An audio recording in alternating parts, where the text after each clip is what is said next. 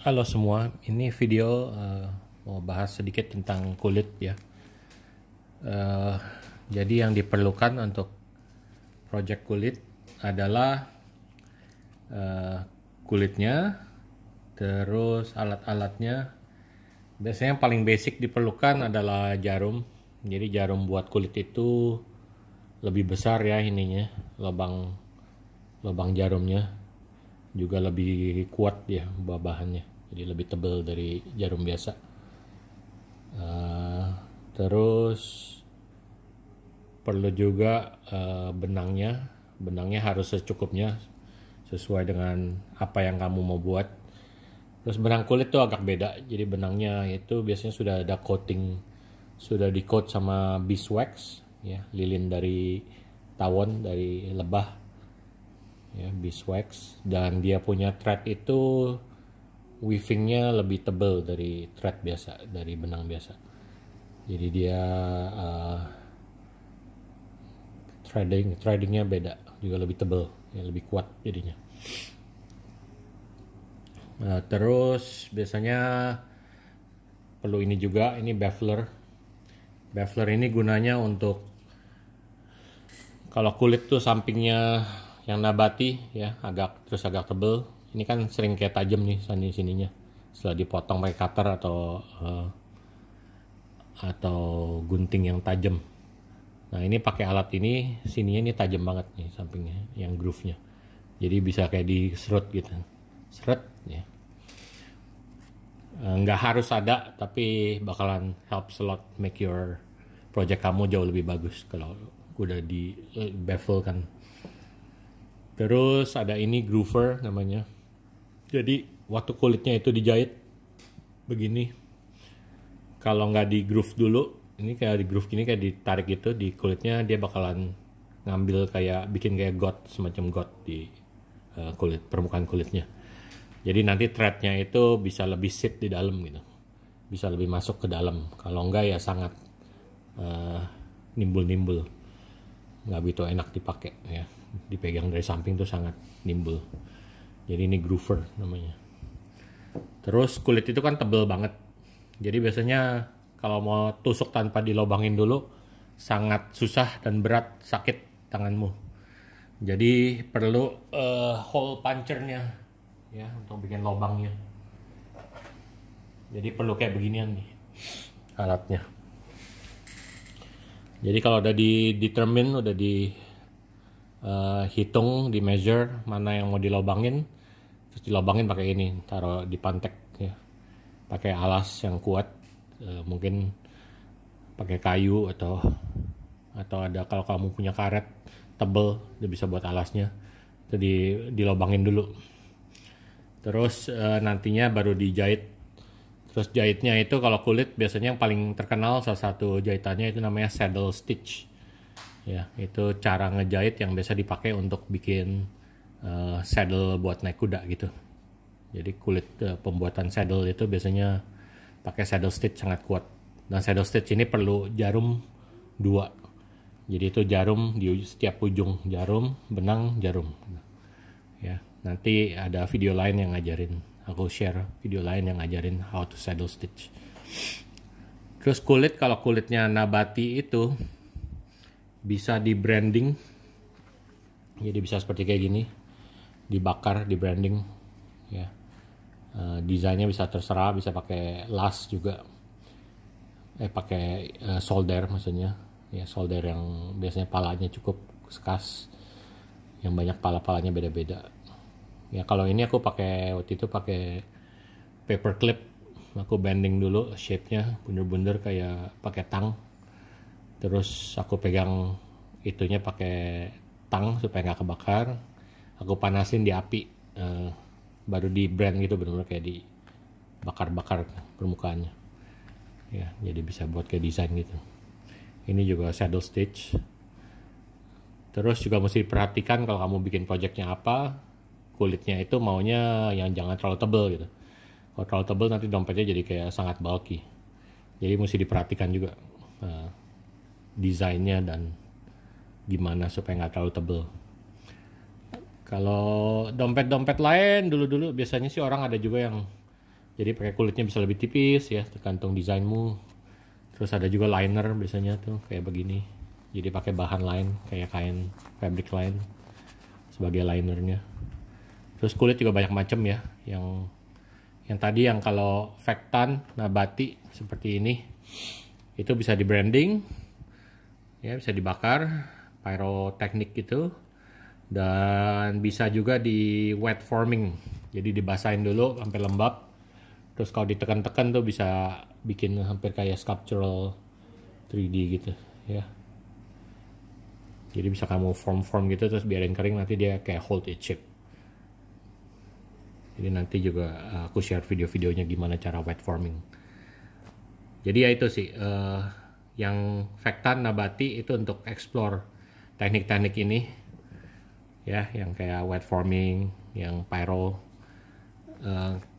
Kalau terus nanti ada project yang bebas. Kalau yang bebas itu ya terserah kamu sih. Boleh aja dipakai kulit-kulit lain gitu. Jadi kalau Vectan, nabati itu, Vectan itu kan pengawetannya pakai natural, pakai vegetable tanning namanya ya, untuk ngawetin kulitnya. Tapi dia jadi ada property itu. Terus kalau nabati itu kulitnya ya kayak gini. Jadi itu yang kayak permukaan kulit sapinya bener-bener kulit yang kamu pegang gitu. Setelah udah dibersihin, di shave, ini jadi kayak begini. Jadi kadang-kadang ada blemish juga ya, gara-gara emang kalau dalam hidup dia kena apa jadi ada cacat-cacat sedikit kulitnya ya, kelihatan gitu. Nggak bakal pure. Ada juga kulit sintetik yang kayak begini ya. Jadi kalau kamu emang nggak mau pakai branding, nggak perlu wet forming, cuman untuk bikin suatu produk yang kayak dilipat-lipat, jahit-jahit dan lain-lain, bisa aja sih pakai yang artificial leather. Artificial leather tuh seperti kain begini tapi dilapisin semacam coating plastik yang agak menyerupai kulit ya. Boleh juga dikombin dengan fabric. Ini kayaknya kulit domba atau apa, jadi lebih tipis dan lebih smooth ya. Ada juga kulit yang kayak begini. Ini kulit sapi tapi juga udah diproses, jadi kayak dipress dengan pattern supaya kelihatannya lebih kayak exotic leather, kayak kulit buaya dan lain-lain. Padahal ini dari kulit sapi juga. Ya. Ini banyak macam sih, bisa proses-prosesnya tuh banyak di kulit. Tebal tipisnya ya tergantung projectnya kamu mau bikin apaan. Ya. Sesuaikan aja. Kalau untuk yang wet forming, aku saja sih yang 1,2 mm udah cukup. 1,2 atau 0,8 juga cukup. 0,8 mm. Tapi kayaknya kebanyakan dijualnya 1,2, 1,4 gitu. Itu udah oke sih ya. Terus kalau untuk wallet juga ya oke aja sih untuk bagian luarnya. Terus kulit, kalau kulit yang benar-benar asli biasanya paling kuat. Jauh lebih kuat, lebih awet daripada kulit-kulit artificial. Artificial tuh dipakai nggak lama nanti mulai crack-crack atau lepas-lepas. Harus dicat ulang lah dan lain-lain. Ya, kalau kulit yang asli tuh sangat kuat. Palingan juga kalau dia kering ya kamu mesti kasih semacam oil. Bisa beli kayak saddle soap, bisa beli tipe-tipe kayak beginian yang kayak buat varnish untuk treatment shoe polish gitu, shoe polish yang buat dari kulit ya. Jadi kayak dikasih semacam wax itu untuk protect, clean and protect. Jadi bisa pakai gituan. Dan bagusnya nabati itu mulainya kayak begini, habis kamu pakai lama biasanya bisa jadi ada apa dipanggilnya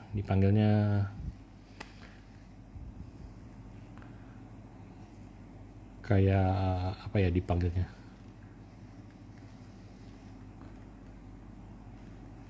pokoknya bisa berubah warna sendiri gitu, jadi kayak lebih tua gini ya, kayak ada burnishing effect. Ada kalau di sculpture itu kan biasanya dari bronze, misalnya dari awalnya kuning bronze kayak kuningan, lama-lama nanti dia ada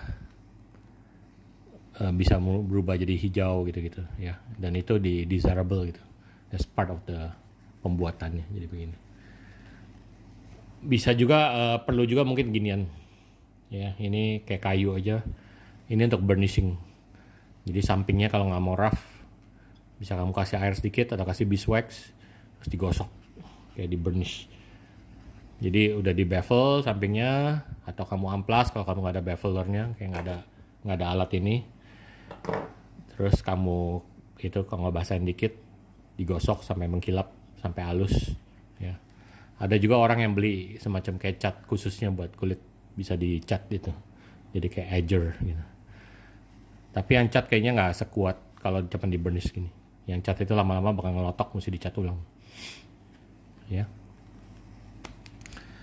Jadi itu saja dulu. Kalau mau benar-benar beli yang komplit ya ada sih yang kayak begini nih. Satu set begini kayak 1 jutaan. Ini kalau lagi mau ngejahit namanya saddle pony atau apa gitu. Horse apa ya panggilannya. Nah itu untuk ngeklem waktu lagi mau dijahit lebih gampang. Tapi kalau kamu nggak mau yang mahal-mahal ya bisa aja sih cari-cari cara-cara lain gitu. Kayak aku bisa pakai ginian juga bisa.